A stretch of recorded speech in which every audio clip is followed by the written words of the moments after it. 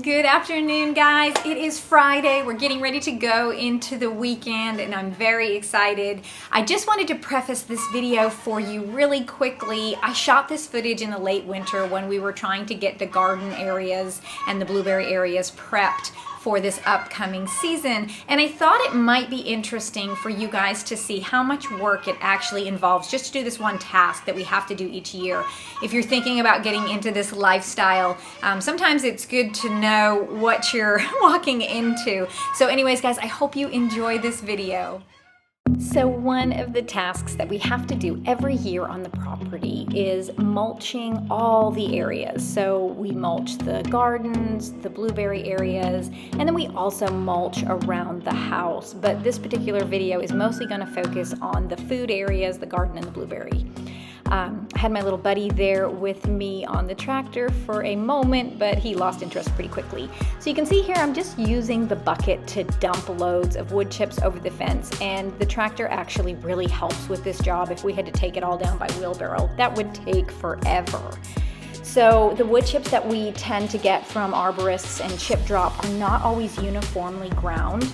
A lot of them have pine needles and big chunks of wood, so to shovel them into the wagons and wheelbarrows is actually kind of tedious and takes quite a long time. But one of the reasons that we like to mulch all of these areas is it really helps with weed control. So when we built this in-ground garden, we laid down cardboard and then we did alternating rows of soil and wood chips. The pasture here is just really intense and very hard to kill, and so we like to keep a nice thick layer on top of it, and this has actually worked really wonderfully for us. Also, another reason why we like the wood chips is because it gives a good walking path, and the best reason for using these is that as these break down over the years, they actually create a really rich soil. And so my hope is that my plant's roots will kind of extend into that, and I'm helping the fertility of my garden. You can see here we are into day 2 at this point. I'm weeding here and just trying to get those weeds out before I cover up with the wood chips, because if I don't, they'll just come right through.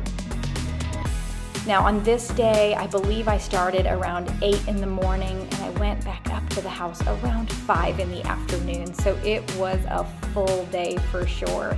I actually ended up finishing the in-ground garden on this day, and when that was done, I started on the raised bed area. Now luckily, I had a few little helpers come down to help me, and Vincent and Dominic were over there trying to scoop up some stuff for me. I think the hardest part of this really is shoveling into the wagons and things. The raking was kind of nice, a little bit of an easier work. So you can see what we accomplished by day 2, the in-ground garden, and then a lot of the raised bed garden, about half of it were completed.